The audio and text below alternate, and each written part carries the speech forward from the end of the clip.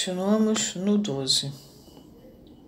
Eu vou fazer um acréscimo aqui, porque a teoria da evolução é usada, você sabe, daí que Lacan está debochando um pouco e fala de adaptação, blá blá blá, levando para um psicologismo aí. Mas enfim, vamos lá. A evolução é um fenômeno biológico que não está vinculado ao indivíduo, mas a uma população. E os fatores que a regulam são as mutações, a seleção natural, a deriva genética e as migrações. Então, tem coisa de Darwin e tem coisas que não são de Darwin. A adaptação versátil e bem sucedida de uma população leva geralmente à sua distribuição alargada e à sobrevivência por longo tempo. Isso é um genérico. Bom, agora vamos falar da situação aqui que eu vou precisar do que o Lacan usou.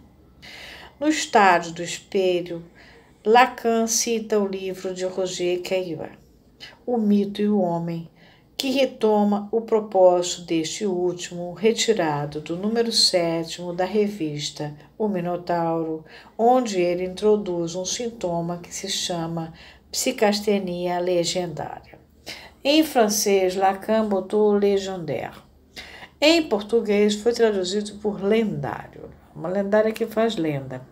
O legendário não é. Você, na verdade, em francês, você tem as duas possibilidades para traduzir para o português. Divirta-se com o dicionário do Google. Eu vou usar o legendário, vocês vão ver por quê. Psicastenia legendária. Porque o que é psicastenia? A psicastenia é um enfraquecimento psíquico. Legendário é que está relacionado a relatos da vida de alguém, a martírios, a sofrimentos. É aí que está a história. Então, por isso que eu preferi o legendário, mantendo o legendaire, mas não como lendário, não é uma lenda, é uma história concreta. Lacan louva o penetrante desenvolvimento do sociólogo sobre os casos de captação pelo espaço de alguns sujeitos a partir de considerações sobre o mimetismo animal, mais precisamente o morfomimetismo, a forma. Uma captação, uma tentativa do espaço, de experimentar o espaço, que Lacan formula como ativada e integrada desde o estágio do espelho. Mas essa operação pode também ficar no plano, deixando então o sujeito num estado de dissociação espacial. E aí que é importante para a gente na clínica. Quer dizer, de sua presença física, que ele localiza bem precisamente na direção onde ele se encontra, mas que não dá lugar a ele ao sentimento correspondente de aí estar. Ele bota entre aspas a citação do Roger. O corpo, então, isso tudo eu tirei do Hebdo, do blog do Hebdo, mais ou menos, fiz uma organização aqui. O corpo, então, se solidariza do pensamento, o indivíduo rompe a fronteira da sua perna e habita do outro lado dos seus sentidos. Sentimento de estar longe, então, às vezes, estando a algum passo dali mesmo. É terrível isso. Eu tenho experiência disso em termos neurológicos. Um acidente de automóvel com uma menina muito violento. Não vou contar o caso. É claro que esse acidente não aconteceu por acaso. Mas, enfim, não importa. Importa que ela quase morreu nessa batida desastrosa. Infelizmente, foi atendida num hospital que era, na época, especialista nisso. E ela bateu exatamente em frente ao hospital. Ela não queria morrer. Mas, enfim, ela quando voltou, e foi que ela me foi encaminhada, ela perdeu a noção de tudo. até do próprio corpo, até dos espaços onde ela vivia, até do lugar da casa dela, até do quarto dela, e do cachorro, que ela era tarada pelo cachorro, louca pelo cachorro. Ela passava com esse cachorro todo dia.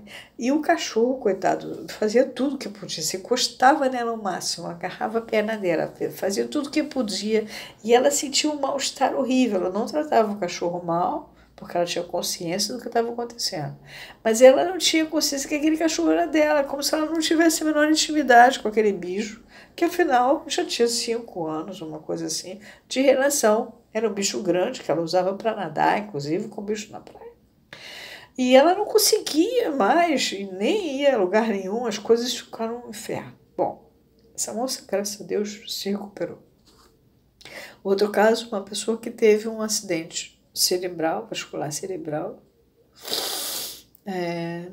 isquêmico cerebral, e quando uma mulher que era super, aquela mulher que a casa dela é o detalhe, o copo é perfeito, os jantares que ela dá, a decoração, as coisas, ela escolhe tudo, ela não chama decoradora, ela cuida da casa dela, ela que faz a casa dela, ela que constrói a casa dela, e ela, uma senhora já, de uns 45 anos, já com filhinhos, já adolescentes, ela não conseguia.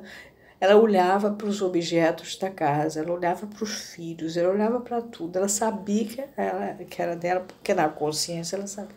E ela não reconhecia nada. Ela não reconhecia nem o que ela comprou, nem o que... Ela olhava para aquilo e ela tinha uma sensação horrorosa daquilo no ser dela. Eu estou citando a parte neurológica porque hoje a gente tem muitos acidentes. Então, eu não vou ficar só pelo psicológico. A gente trata na clínica de muitos casos neurológicos e é preciso que a gente fique calmo, porque essa pessoa ela vai ter que ir recuperando esse encontro dela com o outro lado do espelho dela, com as coisas dela, que são dela, é ela, aquilo tudo é ela. Bom, tem um caso citado aqui que é de uma mulher chamada Elfriede Hirschfeld, paciente de Freud, levada, ela era levada a descer do seu automóvel para se assegurar que ela não havia esmagado nenhuma criança todo dia na hora que ela ia tirar o carro. E acabava que ela não dirigia. Ela foi para o Freud, passou 6 anos lá no Freud.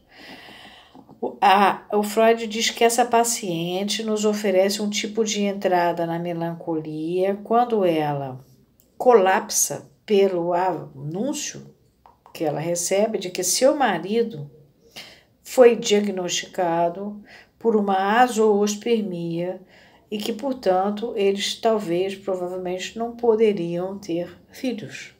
O homem era provavelmente estéril. E aí ela colapsa. Por quê?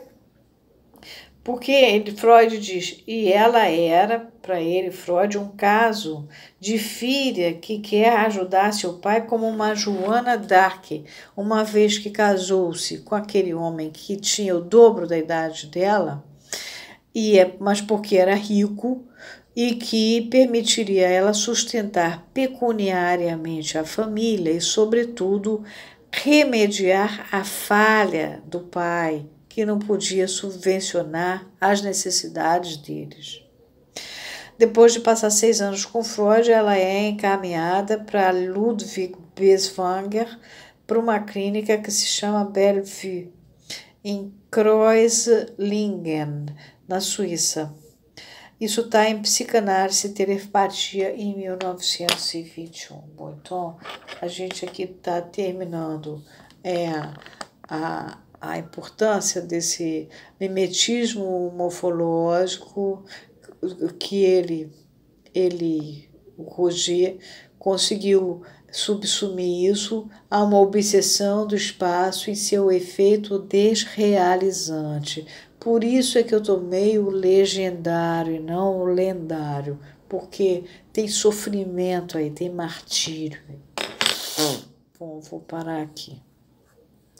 Acabamos o 12.